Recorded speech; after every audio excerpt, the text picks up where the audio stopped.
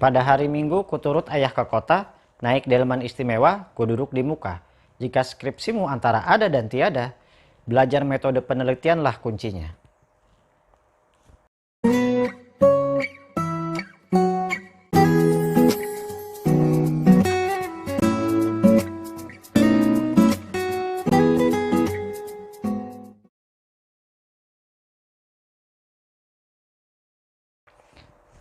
Assalamualaikum warahmatullahi wabarakatuh. Salam semuanya dan selamat datang kembali di Rumah Quorum, rumah khusus obrolan hukum. Baik, di kesempatan kita kali ini kita akan membahas seputar metode penelitian hukum.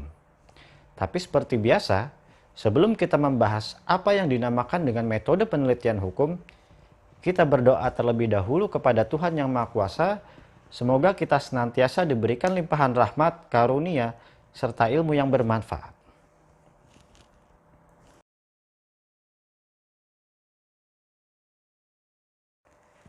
Metode itu merupakan kegiatan yang berkaitan dengan suatu cara untuk memahami subjek atau objek penelitian untuk menemukan jawaban yang dapat dipertanggungjawabkan.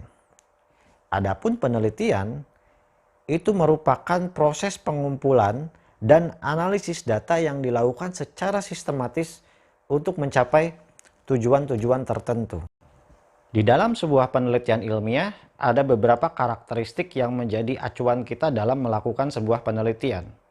Adapun karakteristik tersebut meliputi sistematis, logis, empiris, redukatif, replicable dan transmittable, serta memiliki kegunaan.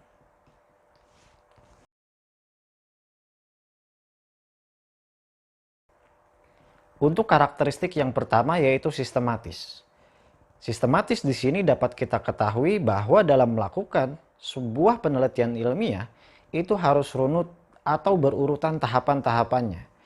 Seperti misalnya dalam sebuah penelitian itu pasti diawali dengan pendahuluan, kemudian tinjauan teoritis, pembahasan, dan diakhiri dengan penutup. Nah, inilah yang disebut dengan tahapan-tahapan penelitian. Jangan malah dibalik. Penutup duluan, pendahuluannya malah belakangan.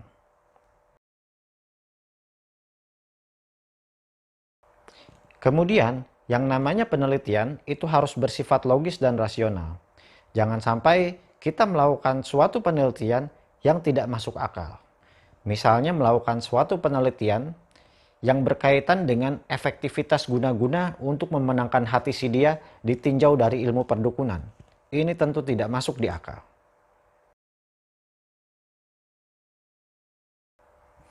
Kemudian untuk penelitian yang ketiga itu harus bersifat empiris. Empiris ini dikatakan sebagai sesuatu yang nyata.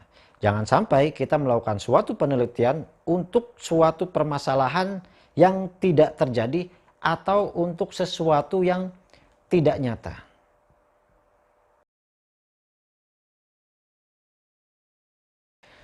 Karakteristik yang keempat yaitu redukatif atau menghilangkan keraguan.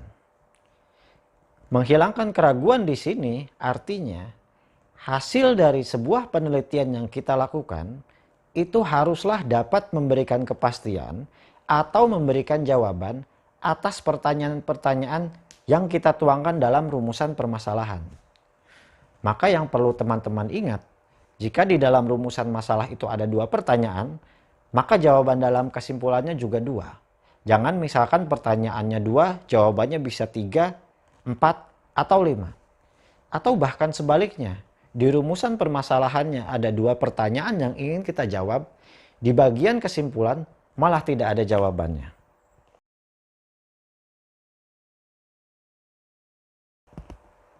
Kemudian untuk karakteristik selanjutnya yaitu replicable dan transmittable. Artinya, sebuah penelitian itu harus bisa ditinjau ulang atau dapat dilakukan penelitian lainnya dengan subjek yang berbeda.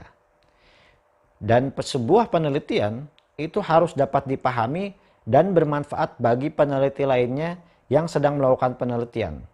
Seperti dalam sebuah penelitian, biasanya kita merujuk penelitian terdahulu yang memiliki objek yang sama atau yang serupa.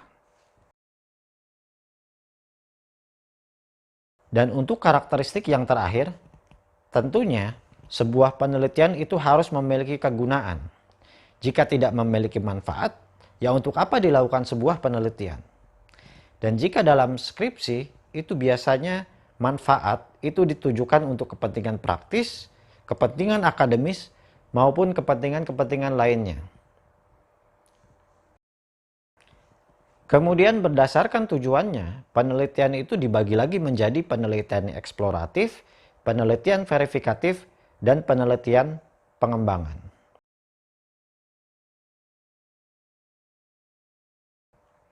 Eksploratif itu merupakan penelitian yang dilaksanakan untuk menemukan sesuatu yang baru dalam bidang tertentu.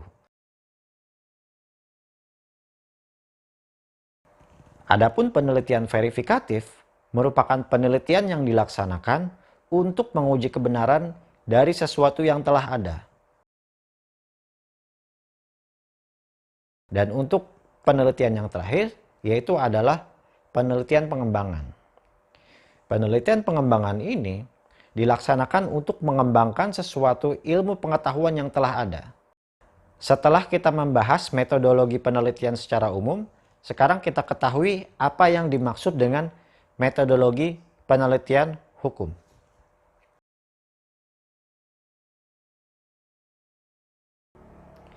Metodologi penelitian hukum itu didefinisikan sebagai suatu penelitian yang objek kajiannya itu adalah hukum. Baik hukum sebagai suatu ilmu atau aturan-aturan yang sifatnya dogmatis maupun hukum yang berkaitan dengan perilaku dan kehidupan masyarakat atau yang disebut sebagai empiris. Jadi metodologi penelitian hukum itu pada asasnya sama dengan metodologi penelitian pada umumnya. Tapi tentunya yang membedakan adalah objek yang diteliti, yaitu seputar objek atau permasalahan hukumnya, baik penelitian hukum yang sifatnya dogmatis maupun penelitian hukum yang sifatnya empiris.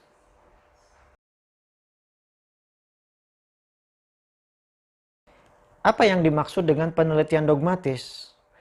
Penelitian dogmatis itu merupakan penelitian hukum yang objek kajiannya adalah peraturan-peraturan yang sifatnya tertulis.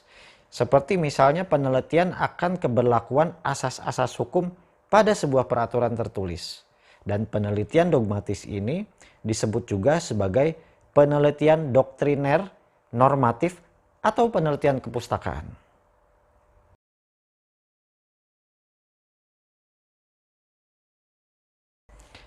Adapun untuk penelitian hukum empiris, itu merupakan penelitian hukum yang meneliti bekerjanya hukum di dalam masyarakat. Misalnya seperti berbicara tentang efektivitas hukum di dalam masyarakat. Dan penelitian empiris ini juga disebut sebagai penelitian sosiologis atau penelitian lapangan. Jadi dapat kita katakan, jika pada penelitian dogmatis itu melihat suatu permasalahan dari sudut pandang hukum, maka pada penelitian empiris itu hukum dilihat dari sudut pandang kegunaannya di masyarakat. Baik, demikianlah yang dapat disampaikan pada kesempatan kita kali ini. Semoga bermanfaat. Jika ada pertanyaan, sanggahan, kritik maupun saran, silahkan tinggalkan di kolom komentar. Sampai jumpa pada video-video berikutnya. Salam semuanya. Assalamualaikum warahmatullahi wabarakatuh.